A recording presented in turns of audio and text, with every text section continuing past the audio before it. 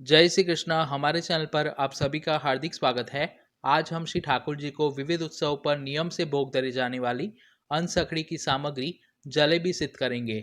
जलेबी हम कई प्रकार से बनाते हैं और मैंने चैनल पर 8 प्रकार की जलेबी की रीत भी पोस्ट की है। लेकिन जो मैदा की खमीर वाली जलेबी होती है वो लंबे समय तक क्रिस्पी और रसीली रहती है। अब श्री गोसाई जी के उत्सव में कुछ ही दिन शेष है और गोसाई जी के उत्सव पर प्रभु को जलेबी की सामग्री नियम से भोग धरी जाती है। तो मैदा की खमीर वाली जलेबी की परफेक्ट रीत जानने के लिए वीडियो को स्किप किए बिना अंत तक अवश्य देखें और सामग्री की रीत पसंद आए तो वीडियो को लाइक करें, दूसरे वैष्णवों के साथ अधिक से अधिक शेयर करें और चैनल पर पहली बार आए हो तो उसे सब्सक्राइब करके बेल आइकॉन पर क्लिक करें। जलेबी बनाने के लिए सबसे पहले एक पात्र में आधा कप खट्टा दही ले और उसमें पाव कप जल पधराकर हाथ की मदद से फेंट कर छाछ जैसा मिश्रण तैयार करें। दही की बिल्कुल भी गुठलियां नहीं रहनी चाहिए। आप फेंटने के लिए हैंड बीटर का भी उपयोग कर सकते हैं।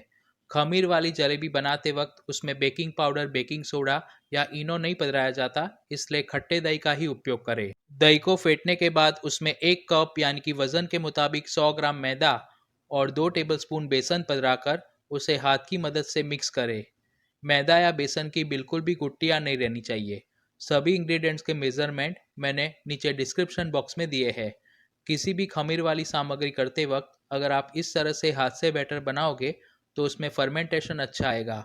मैदा के साथ थोड़ा बेसन पधराने से जलेबी का टेक्सचर और रंग दोनों अच्छा आता है। हमें लम्प्स फ्री गाढ़ा बैटर तैयार करना है। गाढ़ा बैटर बनाने के बाद उसे एक ही डायरेक्शन में 5 मिनट के लिए फेंट लेंगे। ऐसा करने से बैटर थोड़ा हल्का और फ्लफी होता है। बैटर बनाते वक्त उसमें घी ना पधराए क्योंकि सर्दी का मौसम होने के कारण घी जम जाता है और उसके कारण उसमें गुठलियाँ पड़ती है।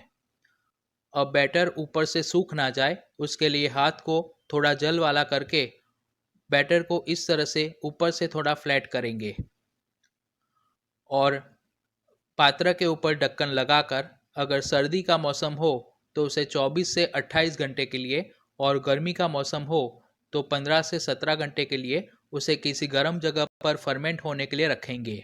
अगर आप किसी ठंडे प्रदेश में रहते हो तो बैटर को फर्मेंट होने में 30 से 32 घंटे भी लग सकते हैं। फर्मेंट होने के बाद बैटर में जाली पड़ रही है और उसमें खट्टी सी स्मेल भी आ रही है। चम्मच की मदद से बैटर को अच्छे से मिक्स करेंगे और पात्र में जो बैटर साइड में चिपका हो उसे भी स्क्रैप कर लेंगे। बैटर की कंसिस्टेंसी हमें इस तरह की फ्लोइंग रखनी है, यानी कि धार करे तो वो टूटनी नहीं चाहिए। अगर आपको बैटर थोड़ा गाढ़ा लगे तो उसमें थोड़ा जल भी पधरा सकते हैं। तैयार किए हुए बैटर को जलेबी मेकर में भरेंगे। आप आइसिंग बैग का भी उपयोग कर सकते हैं।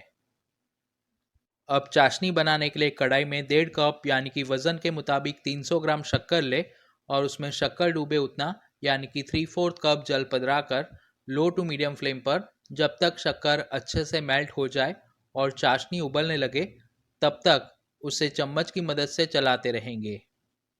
जलेबी, मालपुआ या गुलाब जामुन बनाते वक्त हमें एक तार की चाशनी तैयार करनी है। अगर आप चाशनी बनाते वक्त उसमें शक्कर में अशुद्धि दिखे तो उसे निकालने के लिए आप उसमें 2 चम्मच जितना दूध पधराओगे तो सारी अशुद्धि ऊपर आ जाएगी। फिर जारा की मदद से उसे निकाल दे। शक्कर अच्छे से मेल्ट हो गई है और उसमें उबाल भी आ गया है।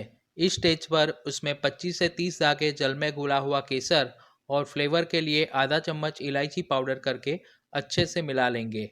मार्केट में जो हलवाई लोग जलेबी बनाते हैं उसमें फ्लेवर के लिए फूड कलर, एसेंस और हाइड्रो पाउडर का उपयोग करते हैं, लेकिन ठाकुर जी की भोग सामग्री सिद्ध करते वक्त किसी भी केमिकल वाली वस्तु का उपयोग ना करें।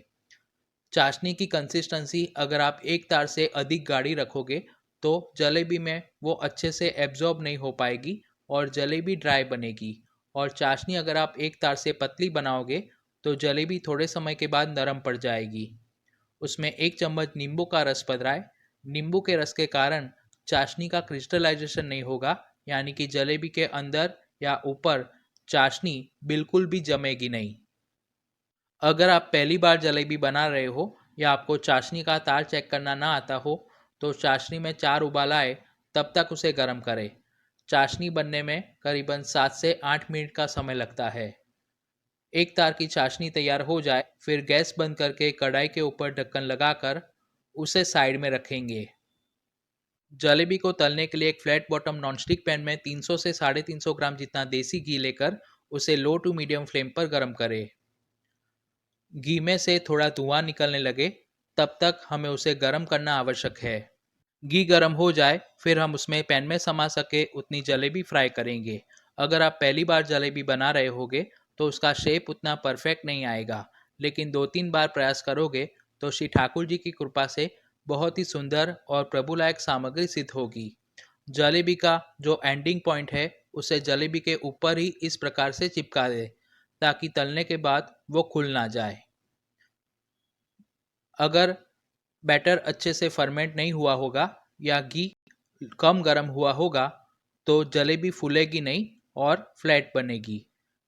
नीचे की साइड से थोड़ी सुनहरी हो जाए फिर उसे पलटते जाए और दोनों साइड से लाइट गोल्डन ब्राउन और क्रिस्पी हो जाए तब तक उसे तले। एक बार तलने में 3 से 4 मिनट का समय लगेगा। ट्रेडिशनल तरीके से आप खमीर वाली जलेबी बनाओगे तो वो 2 से 3 दिन तक अच्छी सी क्रिस्पी रहती है, यानी कि अगले दिन आप बैटर को फर्मेंट करने के लिए रखोगे तो उत्सव के दिन आप सुबह सिर्फ 20 से 25 मिनट में जलेबी सिद्ध करके प्रभु को भोग धर सकते हैं।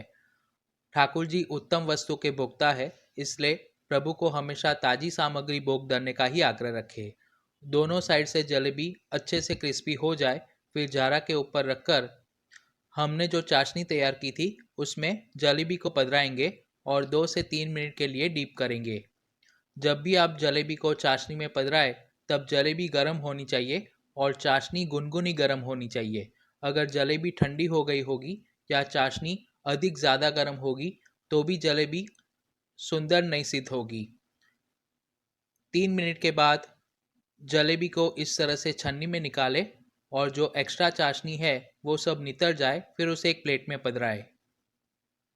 इस मेजरमेंट के मुताबिक हम मीडियम साइज़ की 35 से 40 जितनी जलेबी सिद्ध कर सकते हैं।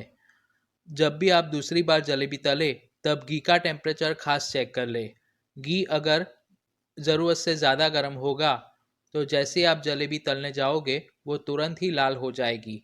जलेबी को हमेशा मीडियम गर्म घी में ही तलनी है। अगर आप तलने के लिए गहरे बर्तन यानी कि गहरी कढ़ाई का उपयोग करोगे तो जलेबी का शेप परफेक्ट नहीं आएगा।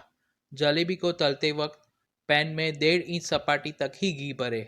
अगर घी आप ज़्यादा भरोगे तो जलेबी में घी अंदर तक ज़्यादा एब्जॉर्ब होगा और थोड़े समय के बाद वो नरम पड़ जाने की संभावना रहती है। इसके अलावा भी 8 प्रकार की जलेबी मैंने चैनल पर पोस्ट की है, जिसका प्लेलिस्ट का लिंक ऊपर आई बटन पर और वीडियो के एंड स्क्रीन पर दिया है। दोनों साइड से जलेबी अच्छी सी सुनहरी और क्रिस्पी हो जाए फिर उसे जारा पर लेकर उसे चाशनी में पधराए। इंस्टेंट जलेबी में हम बेकिंग पाउडर, बेकिंग सोडा या इनो पधराते हैं, लेकिन वैसी जलेबी गर्म हो तब तो क्रिस्पी रहती है, लेकिन ठंडी होने के बाद वो मालपुआ जैसी हो जाती है। इस तरीके से बारी बारी सभी जलेबी को घी में फ्राई करके उसे चाशनी में डीप करेंगे और एक प्लेट में पधराएंगे और तैयार की हुई अनसखड़ी की सामग्री जलेबी को वांस की छाप में पातल बिछाकर उसमें साजेंगे।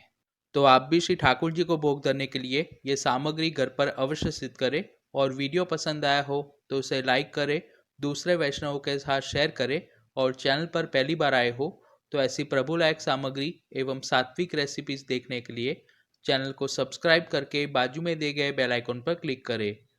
फिर मिलेंगे एक नई रेसिपी के साथ। धन्यवाद।